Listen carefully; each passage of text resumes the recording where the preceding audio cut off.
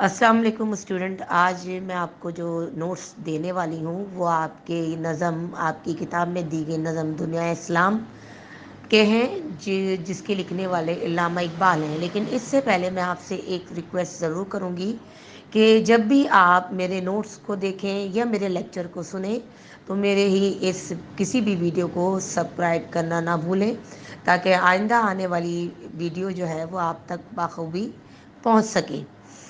अब इस नज़म का जो है हवाला जात, उसकी मैं पहले रीडिंग करूँगी। नज़म दुनिया इस्लाम, शायर अल्लामा इकबाल, जिनको हम शायर मशरिक़ भी कहते हैं और हकीमुल उम्मत के नाम से भी पुकारते हैं। हैयत यानी किस नौयत की ये नज़म है।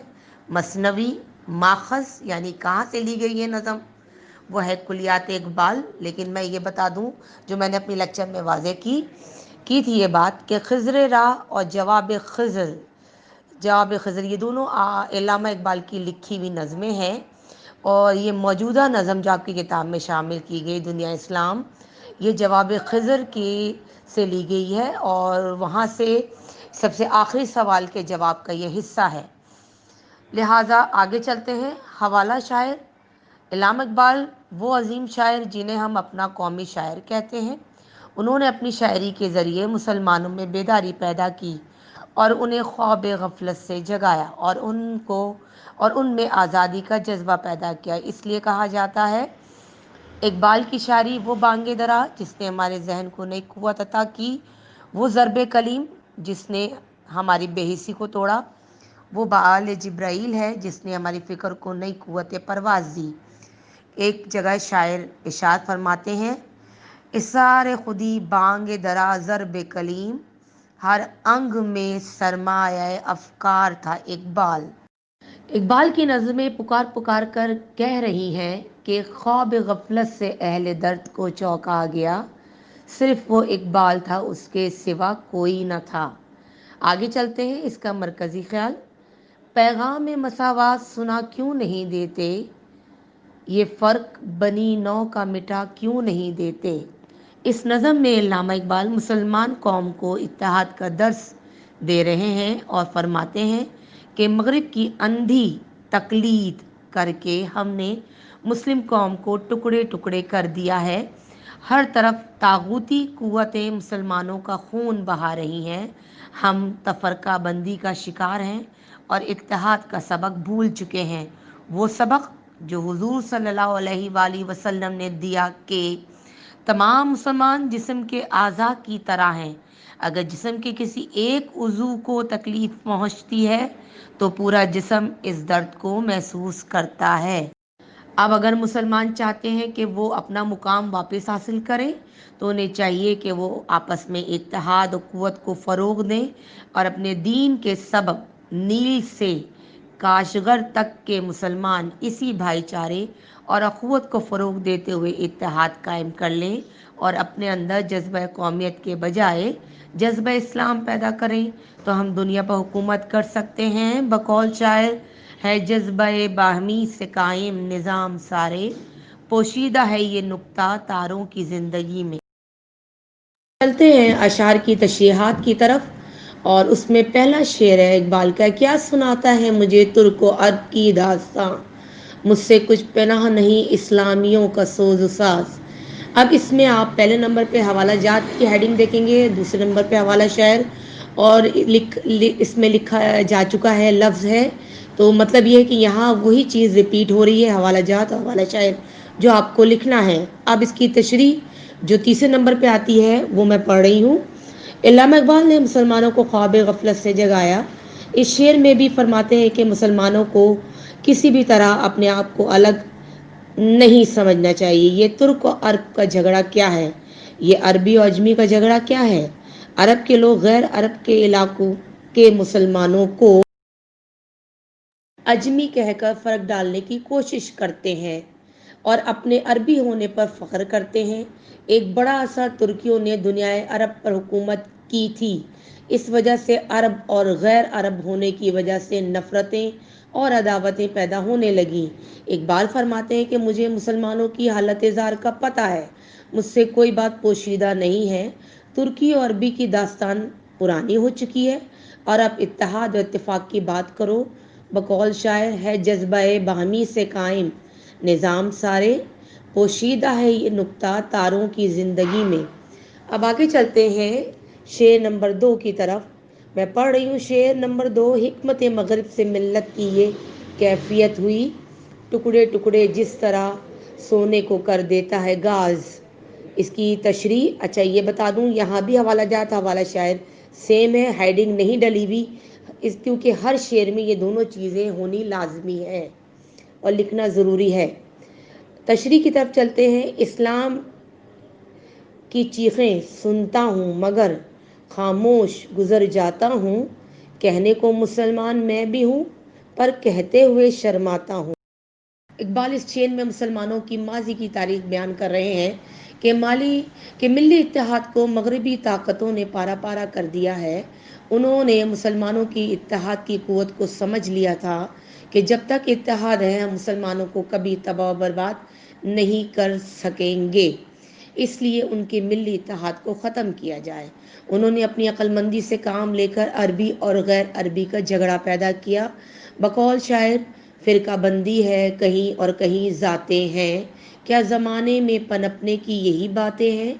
نادان مسلمان اس چیز کو سمجھ نہ سکے، ان کے دھوکے میں آ گئے۔ اس طرح مسلمانوں کی عظیم قوت و طاقت ٹکڑے ٹکڑے ہو گئی۔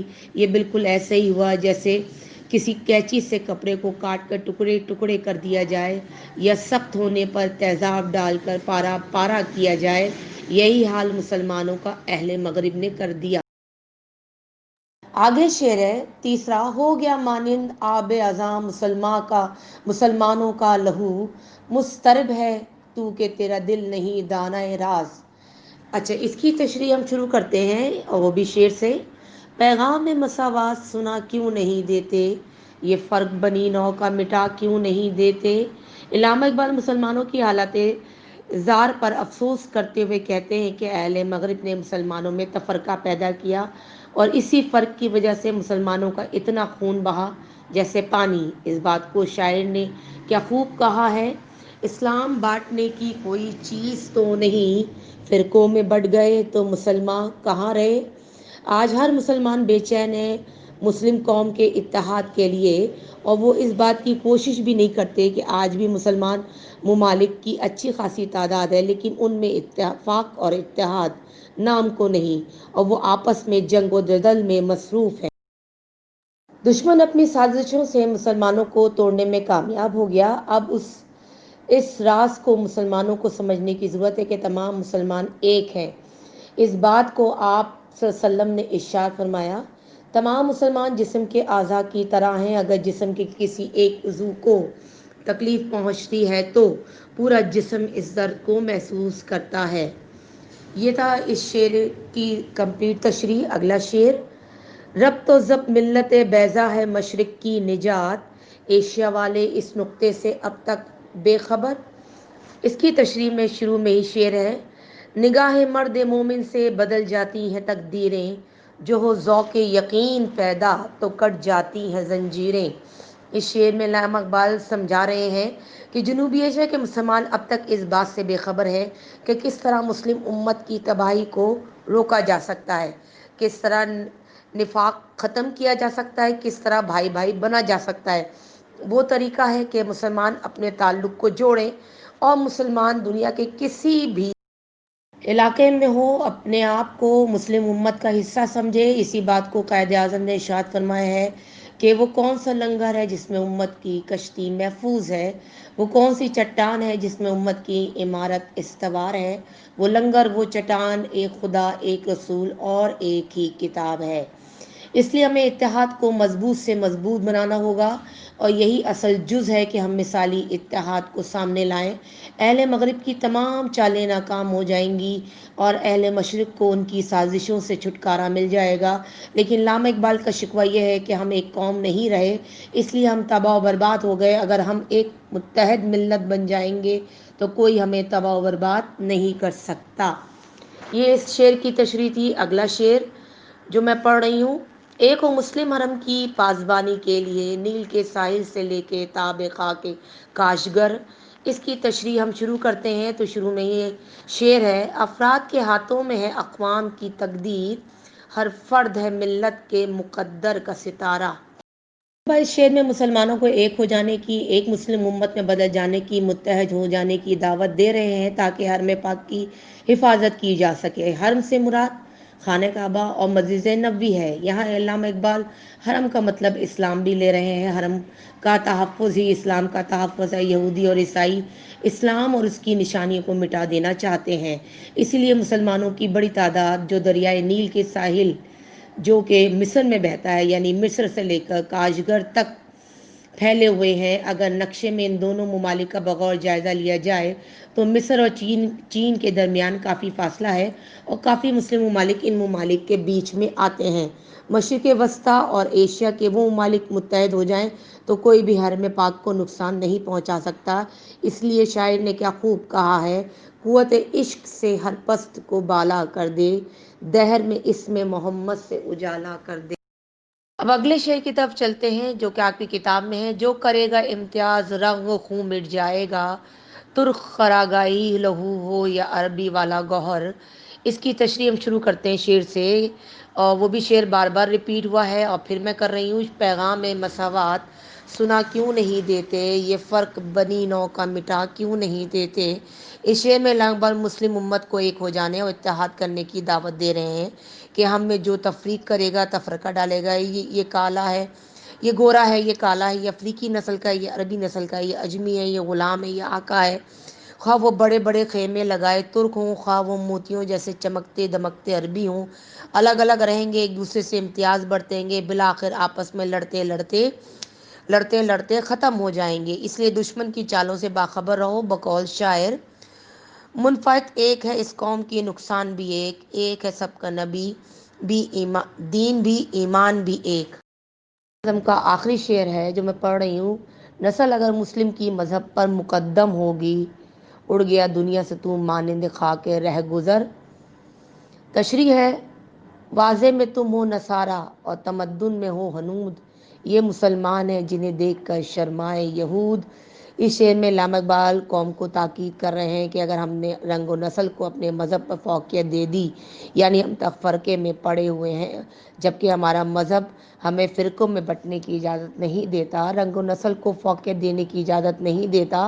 اسلام کی ابتدا میں بے پناہ کامیابیاں، وسیع اور عریض علاقوں کی فتوحات مذہب پر عمل کرنے کا نتیجہ ہے۔ اب ہم مذہب کو علیحدہ رکھ کر رنگ و نسل، علاقوں، زبانوں کی بنیاد پر فیصلے کر رہے ہیں تو ہمیں تباہ برباد ہونے سے کوئی نہیں روک سکتا۔ دنیا سے اس طرح اڑ جائیں گے جس طرح راستے کی مٹی ہوا کے زور پر اڑ جاتی ہے، کوئی ہمارا نام لینے والا بھی نہیں ہوگا۔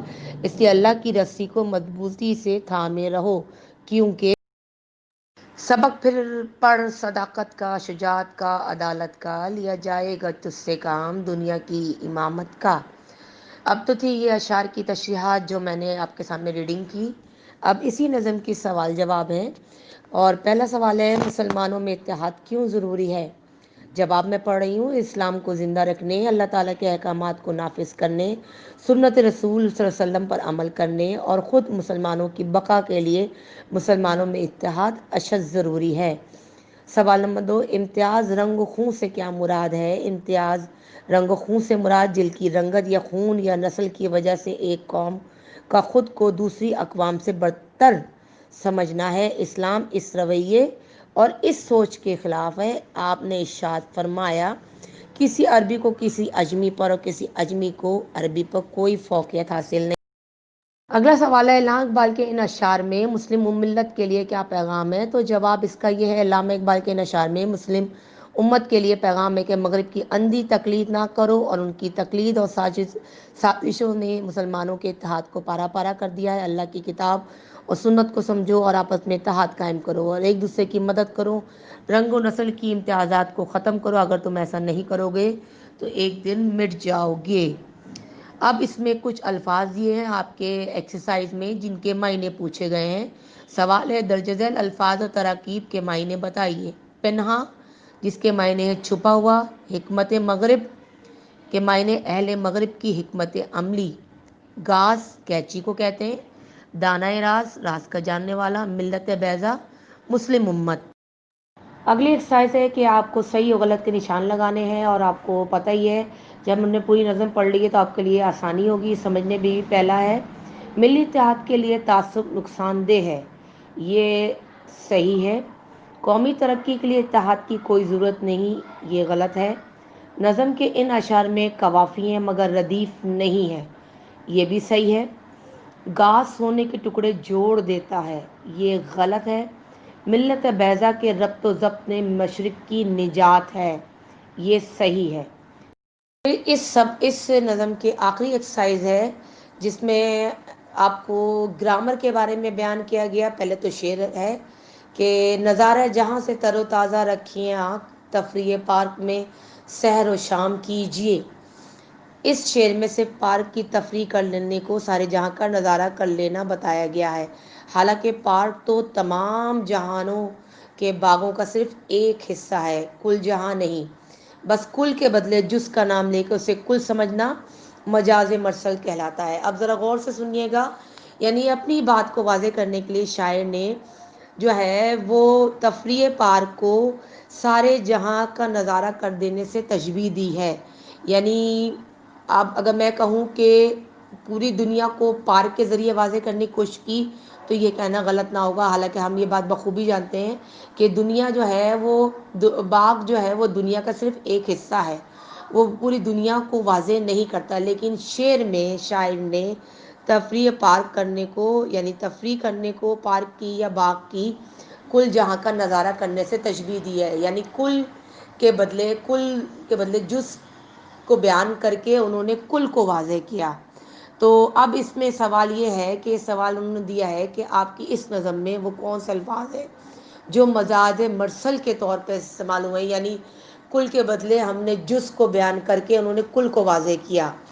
تو میں یہ کہوں تو یہ کہنا غلط نہ ہوگا کہ ان میں جو الفاظ استعمال ہوئے ہیں وہ ہے جو ہے حکمت مغرب، گاز اور آب ازاں، دانائے راز، ملت بیضا، اور اگر آپ دیکھیں ملت بیضا اور امتیاز رنگ و خون، تو یہ تمام جو ہیں وہ مجاز مرسل کے طور پر الفاظ استعمال ہوئے ہیں۔ تو یہ تمام کام آپ کے اس نظم کا مکمل ہوا۔ اوکے اسٹوڈنٹ، اللہ حافظ۔